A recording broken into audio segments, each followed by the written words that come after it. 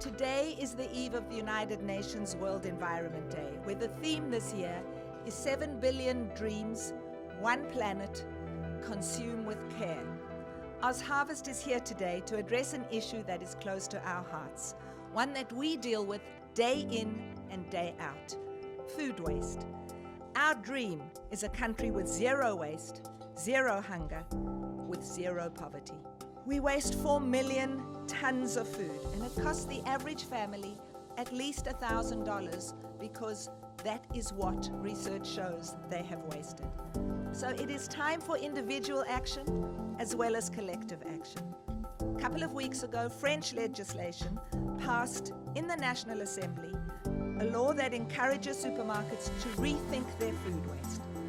The UK, Germany, and Austria have all set ambitious targets.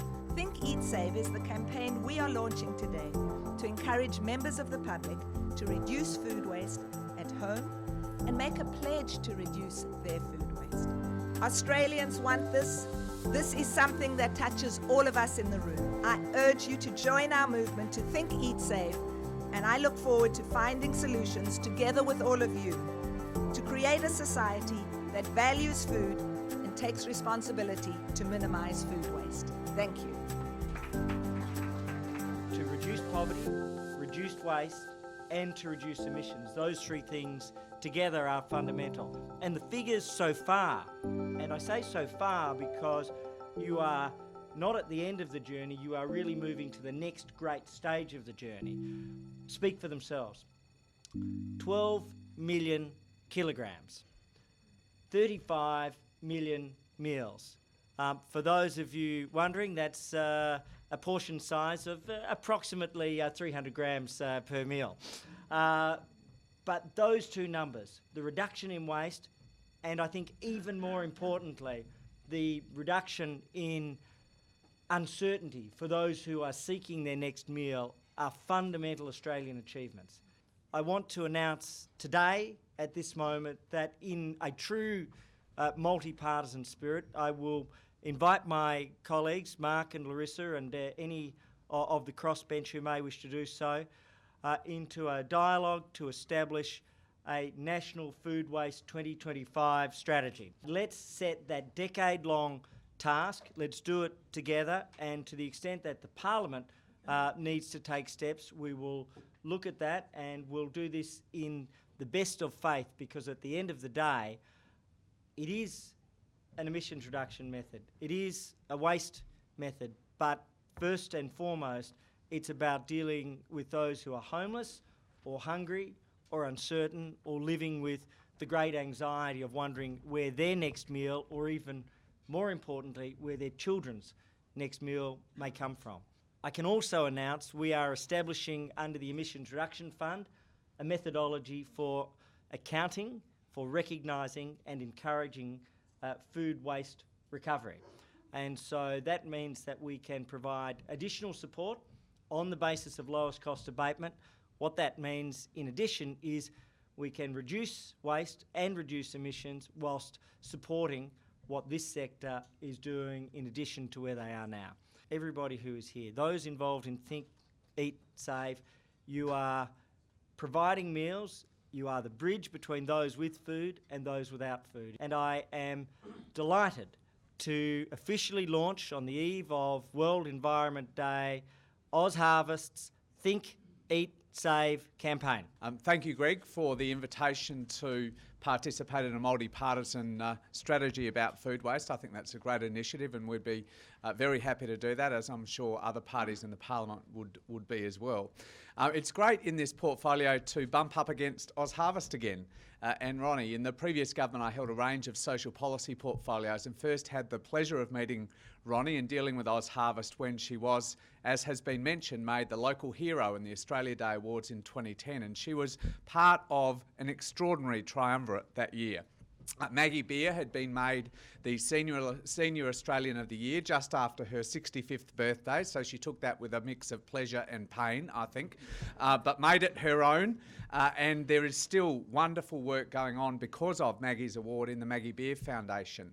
Pat McGorry as people would know, was the Australian of the Year in 2010, along with Ronnie and Maggie, and used that as an extraordinary platform for mental health reform. And Ronnie was awarded very justifiably for the work that she'd done in founding OzHarvest in 2004. And I've seen since then OzHarvest just go from strength to strength and increase its ambitions and its footprint. I think Greg used a biblical analogy. I'll use the old adage that if you give a person a fish, they'll eat for a day. If you teach them to fish, they'll eat for the rest of their life. And my next dealings with Ronnie and OzHarvest were in the Nest program, which was not just about feeding vulnerable Australians, but also teaching them about nutrition and also about food preparation as well. And that program's been an extraordinary success, spreading across Australia. And I think is changing the lives of many, many vulnerable Australians for the better. It's a wonderful pleasure, a great privilege to be here. That food was extraordinary. I've got a real bugbear against food waste. So, Ronnie, I am just absolutely thrilled to hear of the success of your efforts in the last 10 years. No stalk of celery goes unused in my house, no leftover goes uneaten, and people sometimes look at me strangely, but I think food waste is something that we can all help to reduce on an individual basis and make that difference, not just for the climate, but of course for making sure we're not wasting something that someone else could happily eat. So it's a lovely combination of care for communities and care for the planet. So once again, well done, and we just love your organisation, so it's great to be here. We released a food plan in 2013 for the Greens, and food waste was one of the key factors within it. We do need a national food waste plan, so I'm really thrilled that the Minister has today shared that view and is inviting us all to participate in that. I look forward to that discussion, and we can usefully fix up our food standards, including the cosmetic standards that you mentioned, Ronnie, because there's an awful lot of so-called ugly fruit and veg. Just because it's ugly doesn't mean it's edible, and you know what's ugly is all dependent on your perspective anyway. So let's look at relaxing those cosmetic standards that the supermarkets often all too vociferously apply, sadly with great food waste effect. It's not often, frankly, that all three parties agree on an issue, so this is one of those happy incidences where we can use the Parliament to good effect. This is an important issue, not just for Australia, but for the world. Today's event, as we've heard, precedes the World Environment Day, which is tomorrow, the 5th of June.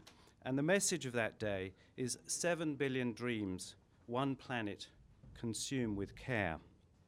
We're faced with feeding some 10 billion people by 2050.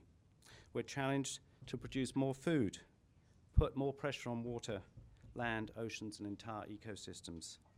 Now, if the current population and consumption trends continue, humanity will need the equivalent of 2 Earths to support us all by 2030. By 2050, we'll be using 3 planets' worth of natural resources to maintain our ways of living. This means that it will take 3 years for the Earth to regenerate the resources we use in 1 year. The fact of the matter is, the reason that some 800 million people go to bed hungry each night is not because we do not produce enough food. Research shows that the world produces more food than is actually needed. The issue is that the food is lost along the supply chain or wasted due to poor consumption decisions.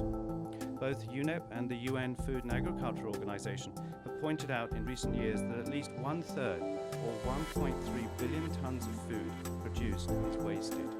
Where's Ronnie? Thank you, Ronnie, for all you have done on behalf of the UN and on behalf of UNEP. You and your team, we're delighted that we can join with you in this program and that we're able to launch it again for another year this year. Nationally, regionally and globally, we need to take immediate action to save food, improve livelihoods and conserve the environment.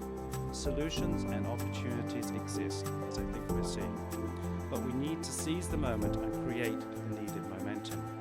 And that momentum is growing in this year 2015, a year of action. It is an agenda which we have a collective responsibility, and one whose success is imperative for the future of our planet. That's what we're highlighting today, and that's what we're working together towards. So thank you all for listening to these words.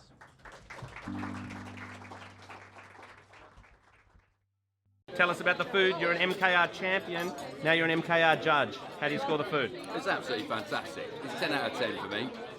All of this food's been rescued from in and around Canberra over the past week, and what they've managed to rustle up is absolutely astounding. We've fed 90 people here today, and can't fault it. So you got your remoulade there. What have you got on the plate there? I actually noted a remoulade actually, and I made one of these on the show. So I've got a bit of a remoulade here. We've got a little bit of pulled pork and a nice salad. It's absolutely delicious.